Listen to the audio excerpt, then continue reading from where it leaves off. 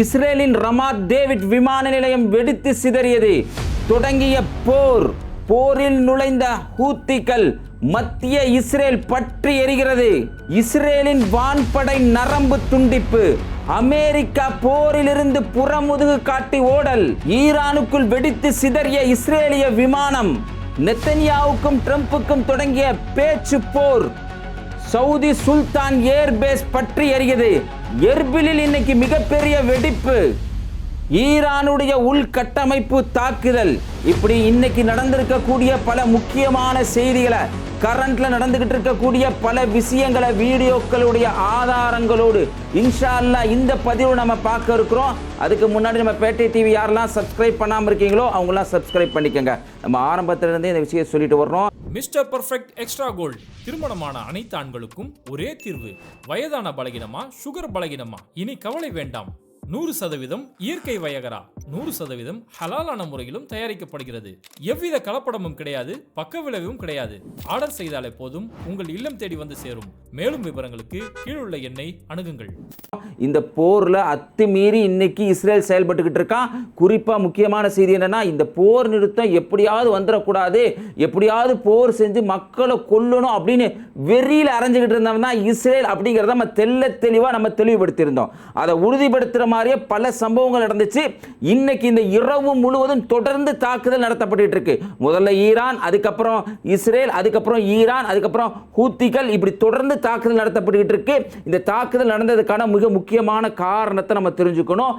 இந்த போர் நிறுத்தம் ஏப்ரல் 7 வந்ததிலிருந்து ஈரான் பாகிஸ்தானும் என்ன சொன்னாங்கன்னா, போரினுடைய முதல் நாளில் இருந்து லெபனான் இதில் சேர்க்கப்பட்டிருக்கு. லெபனானுடைய எல்லா பகுதிகளிலையும் போர் நிறுத்தம் வரணும், அது நீடிச்சு நிலைச்சிருக்கணும். இதுக்கப்புறமும் போர் நிறுத்த சண்டை அங்கே வந்துடக்கூடாது அப்படிங்கிற கோரிக்கையை தொடர்ந்து ஈரான் வச்சிருந்தாங்க. அதை மதிக்காமல் இஸ்ரேல் செயல்பட்டுக்கிட்டே இருந்தாங்க, கிறுக்குத்தனமாக பேசினாங்க. எப்படின்னா, அதாவது லெபனானில் போர் நிறுத்தம் தான், ஆனால் ஹிஸ்புல்லாவினுடைய உள்கட்டமைப்பை நாங்கள் தாக்குவோம். லெபனானில் போர் நிறுத்தம் தான், ஆனால் லெபனானில் நாங்கள் கைப்பற்றிய இடத்தெல்லாம் விட்டுட்டு போக மாட்டோம். இப்படின்னு கிறுக்குத்தரமாக இஸ்ரேல் காட்ஸ் பேசிக்கிட்டு இருந்தான். அதுக்கு நயீம் என்ன சொன்னாங்கன்னா, இது அவமானமானது, சரணடைதல், இதெல்லாம் எங்களுடைய வழக்கத்திலேயே இல்லை அப்படின்னு நயீம் காசிம் சொன்னார்.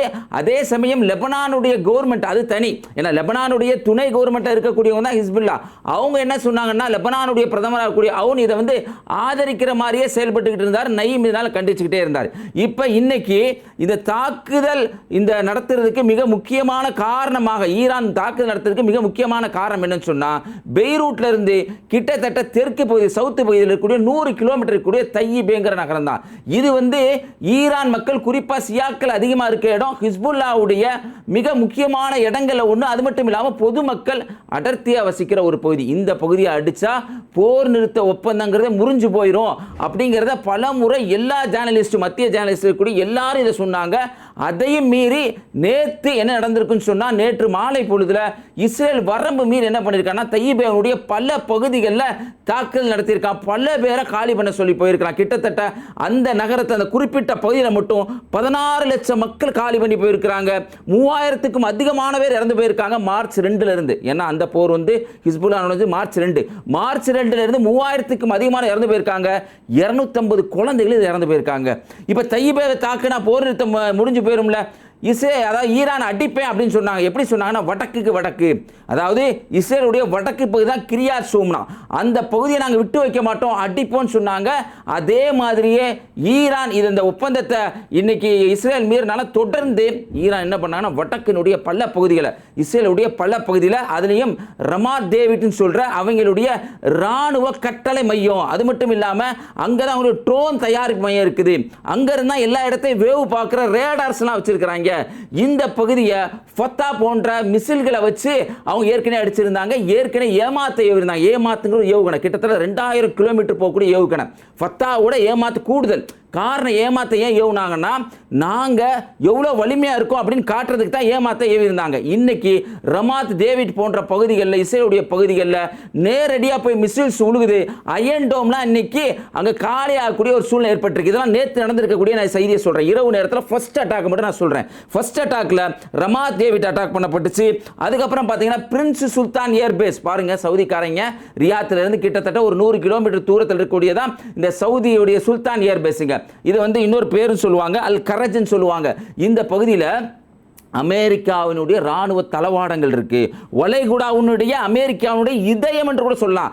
அந்த பகுதியில் இருந்துகிட்டு தான் ஈராக்கை வேவு பார்க்கறது, சிரியாவை வேவு பார்க்கறது, இப்படி எல்லா வேலையும் செஞ்சுக்கிட்டு இருந்தாங்க அமெரிக்காக்காரங்க. அந்த பகுதியில் தான் ஏற்கனவே கடந்த முறை போர் நடந்தப்ப AWACS அப்படிங்கிற ஒரு விமானத்தை அடிச்சு சுக்குநூறு ஆக்கியிருந்தாங்க ஈரான். அந்த பகுதியில் இன்னைக்கு ஈரான் அடிச்சிருக்காங்க. இதில் கவனிக்க வேண்டிய முக்கியமான ஒரு செய்தி இருக்கு. ஈரான் ரொம்ப நிதானமாக இதில் செயல்படணும். ஏன்னு சொன்னா ஒட்டுமொத்த இஸ்லாமிய சமூகமும் ஈரானுக்கு எதிராக திரும்புறது கூட வாய்ப்பு இருக்கு. ஏன்னு சொன்னா இப்ப ஹஜ் எல்லாம் முடிஞ்சு ஹாஜிகள்லாம் வந்து சவுதியில் இருக்காங்கிறது எல்லாருக்கும் தெரியும். ஆனால் அவங்க கரெக்டாக தான் அடிச்சுக்கிட்டு இருக்காங்க. வடக்கு பகுதியில் அடிச்சுக்கிட்டு இருக்காங்க, அமெரிக்காவுடைய பேஸ் தான் அடிச்சுக்கிட்டு இருக்காங்க. பெரும்பாலும் அப்படி தான் இருக்கு. ஈரானுடைய அட்டாக்கு 90% அப்படி தான் இருக்கு.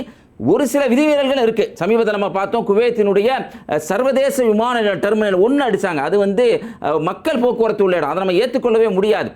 இந்த மாதிரி பெரும்பாலும் சரியா தான் பண்றாங்க. இந்த பகுதியில் அடிச்சிருக்குது. இப்போ இன்னைக்கு சுல்தான் ஏர்பேஸ் அடிச்சிருக்குது.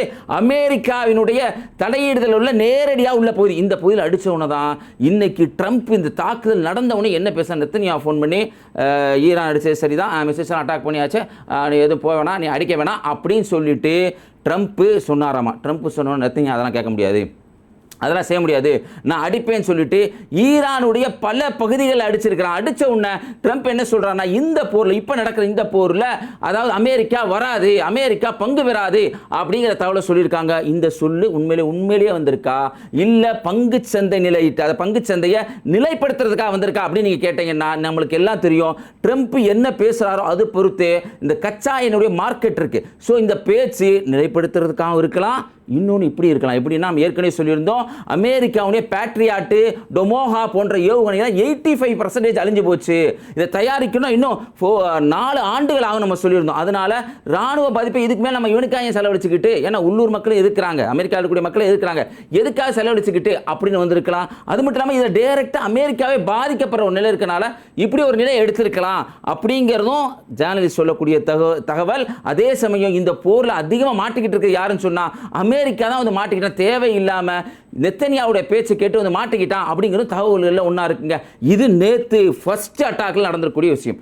2வது அட்டாக் என்ன நடக்குதா, பதிலுக்கு இஸ்ரேல் அட்டாக் பண்ணுறான். எங்கன்னா இஸ்பஹான், நட்டான்சா, தராஜ் இது போன்ற பகுதிகளிலையும் ஈரானுடைய ஆயில் ரெஃபைனரிக்கு உட்பட்ட பகுதிகளில் பல இடங்கள் அடிக்கிறான். ஈரானுடைய பல பகுதிகளும் இன்னைக்கு பற்றி எரியுதுங்க. அதெல்லாம் இல்லை அங்கெல்லாம் ஈரான் அப்படியே சூப்பராக இருக்குது அப்படிலாம் நம்ம சொல்ல முடியாது, அப்படி சொல்லவும் கூடாது. அது யதார்த்தமான கலந்துரம் இல்லை, அது பொய்யான செய்தி. பல இடங்களில் இன்னைக்கு ஈரானுடைய பல பகுதிகளில் இன்னைக்கு அடிக்கப்பட்டிருக்கு. அப்படின்னா ஒரு கேள்வி வரலாம், புதுசாக பார்க்குற நண்பர்களுக்கு இந்த கேள்வி வரலாம், அப்புறம் ஏன் பாய் நீங்கள் வந்து ஈரானை அடிச்சிருக்கு, இஸ்ரேல் உளுந்துருக்கு, அப்படிலாம் ஏன் பாய் நீங்கள் பேசுகிறீங்க அப்படின்னு கேட்டால் எவன் பக்கம் நியாயம் இருக்கோ அதை தான் பேச முடியும். ஒரு அநியாயக்காரன் கற்பழிச்சிட்டானா, சூப்பராக கற்பழிச்சான், அருமையாக கற்பழிச்சான் அப்படின்னு நாங்கள் பேச மாட்டோம். மனிதர்கள் யாரும் பேச மாட்டாங்க.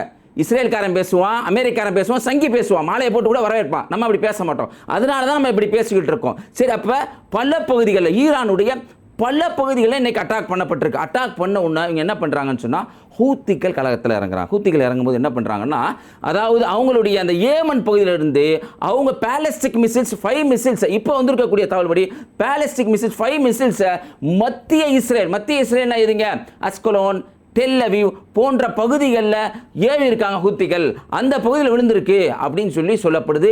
இதுக்கு ஈரான் என்ன சொல்கிறாங்கன்னா, IRIB அவங்களுடைய நியூஸ் என்ன சொல்கிறாங்கன்னா, இதை நாங்கள் அடிக்கலைங்க, நாங்கள்லாம் மத்தியில் அடிக்கலை அப்படின்னு சொல்கிறாங்க. இது எதுக்காக அப்படி சொல்கிறாங்கன்னா, இன்னும் எங்களுடைய பதில் தாக்குதலுக்கு ஒன்றும் வரவே இல்லை, அது ஹூத்திகள் அடித்தாங்க, நீங்கள் அங்கே போய் பஞ்சாயத்தை வச்சுக்க அப்படிங்கிற மாதிரி இன்னைக்கு ஈரான் சொல்லியிருக்கிறாங்க. அப்படிங்கிறதுமே இங்கே கவனிக்க வேண்டிய முக்கியமான செய்திகளில் ஒன்றா இருக்குது. இப்படி தொடர்ந்து இந்த போர் தொடங்குவதற்கு காரணம் என்ன யோசிச்சு பாருங்க.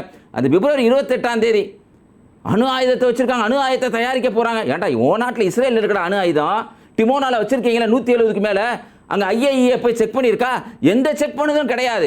ஆனால் அணு ஆயுதம் தயாரிச்சிருவாங்க, அச்சுறுத்தல் அப்படின்னு சொல்லி போய் அடித்து உலகத்தளவில் மிகப்பெரிய பாதிப்பை நம்ம ஒவ்வொருத்தரும் அடைஞ்சிருக்கோம். இதுக்கான மெயினான காரணமே இஸ்ரேல் அமெரிக்கா அப்படிங்கிறது தான் நிதர்சனமான உண்மையாக இருக்குது. அதனால தான் இன்னைக்கு சிஐஏவுடைய சிஐஏ இருக்கக்கூடிய லாரி ஜான்சன் என்ன சொல்கிறாங்கன்னா, இந்த போரில் வசமாக மாட்டிக்கிட்டது அமெரிக்கா தான் அப்படிங்கிற தகவலை சொல்லியிருக்காங்க. அதே மாதிரி இஸ்ரேலும் மாட்டிக்கிட்டான்.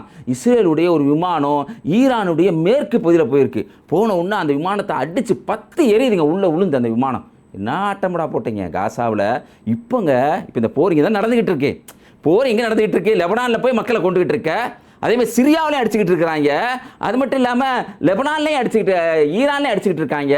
காசாவில் இன்னைக்கு தடை போடுறாங்க, எந்த சாப்பாடு பொருளும் போகாது, உள்ளே நாங்கள் எதுவுமே அனுமதிக்க மாட்டோம் அப்படின்னு சொல்லி அப்பாவி மக்களை கொல்றதுக்காக இந்த வேலையை இஸ்ரேல் செஞ்சிருக்கனால அவனுடைய விமானம் உழுகுறப்ப மக்களுக்கெல்லாம் பெரிய ஒரு சந்தோஷத்தை ஏற்படுத்தியிருக்கு. உண்மையிலேயே இந்த போரெல்லாம் மக்களுக்கு எவ்வளோ பாதிப்பு ஏற்படுத்துங்கிறதுக்கு நிறைய சம்பவங்கள் ஆதாரமாக இருக்குது.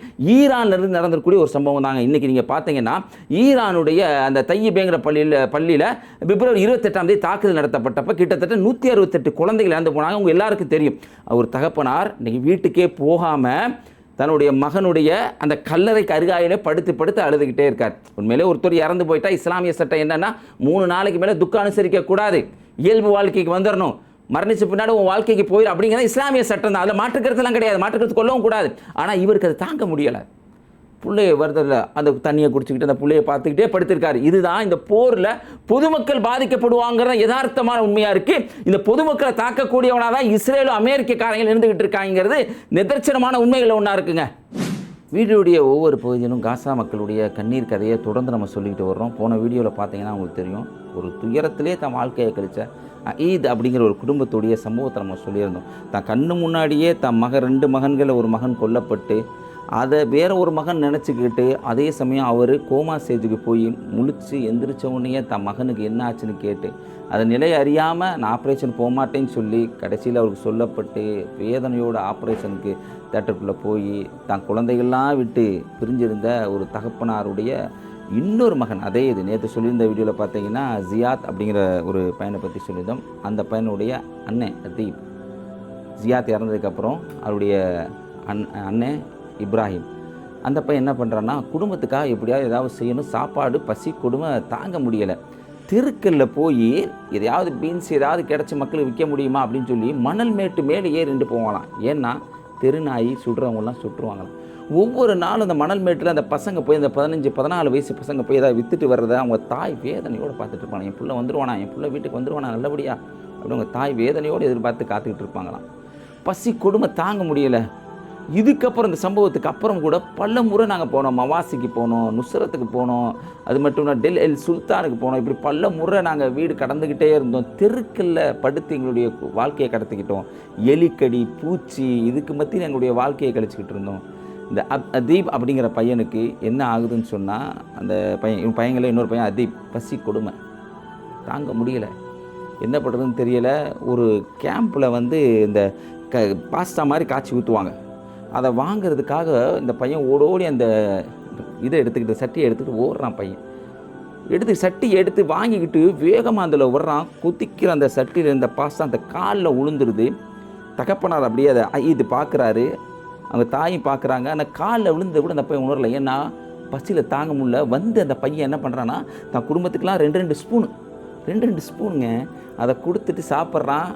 அப்பா சொல்கிறாரு காலை பரப்பா அப்படின்னு. வெந்து போயிருக்கு கால். அந்த காலுக்கு ட்ரீட்மெண்ட் இல்லை. அடுத்து அந்த பையனுக்கு நடக்க முடியாத சூழ்நிலை ஏற்படுது. ஹாஸ்பிட்டலுக்கு கூப்பிட்டு போனால் அந்த பசி, ட்ரீட்மெண்ட்டுக்கு மருந்து இல்லை, நடக்க முடியாத சூழ்நிலை. இந்த பையனை ஃபாரினுக்கு கூப்பிட்டு போகணும். ஆகஸ்ட் 1ஆம் தேதி மிக மோசமான நிலையை அந்த பையன் அடைகிறான். தொடர்ந்து நீண்ட ஒரு செய்தி சுருக்கமாக நான் சொல்கிறேன். மிக மோசமான நிலை அடைகிறான் அந்த பையன். ஆகஸ்ட் 1ஆம் தேதி ஒரு ஹாஸ்பிட்டலுக்கு கூப்பிட்டு போகிறாங்க. ரந்திசி ஹாஸ்பிட்டலுக்கு கூப்பிட்டு போகிறாங்க. அங்கே இருக்கக்கூடிய ஹாஸ்பிட்டலில் ஒன்று எப்படியோ முட்டி மோதி ஃபாரினுக்கு வாங்கிடுறாங்க. ஏன்னா அந்த பையனுடைய உயிர் பிரியிற நிலையில் வந்துருச்சு. வாங்கின ஒன்று ஆகஸ்ட் 2ஆம் தேதி போய் பார்த்தா அந்த பையன் சத்து குறைபாடு உருவாக்கப்பட்டது. காசாவில் வேதனை, காலில் புண்ணு, நடக்க முடியாத நிலை, பசி. அந்த பையன் அந்த இடத்துல இறந்து போகிறான். தகப்பரால் இன்னால் இல்லாயோ இன்னா இளையரேஜுன்னு சொல்லி அப்படியே அவங்க குடும்பமே தேம்பி அழுகுது. கஷ்டத்தோடையே எங்கள் வாழ்க்கையை கழிச்சோன்னு சொல்லிட்டு ஒரு வார்த்தை சொல்கிறாங்க, எங்கள் கதை இந்த உலகம் செவிமடிக்க வேணும், எங்கள் கதைகளை பற்றி பேச வேணும், தெரிய வேணும் அப்படின்னு. இதை பேசணும். எத்தனையோ நண்பர்கள், நம்முடைய நண்பர்கள், இந்த உண்மை செய்தி அறிஞ்சு உண்மைக்கு குரல் கொடுக்கக்கூடிய மக்கள் தான் தமிழக மக்கள். இந்த செய்தியை தமிழக மக்களுக்கு அனுப்புங்க, அவங்க பார்ப்பாங்க, நிச்சயமாக காசா மக்களுக்காக குரல் கொடுப்பாங்க. இந்த வீடியோவை பற்றி உங்களுடைய கருத்தை கமெண்ட்டில் மறவாமல் பதிவு செய்யுங்க. தொடர்ந்து இணைந்திருப்போம். அஸ்ஸலாமு அலைக்கும்.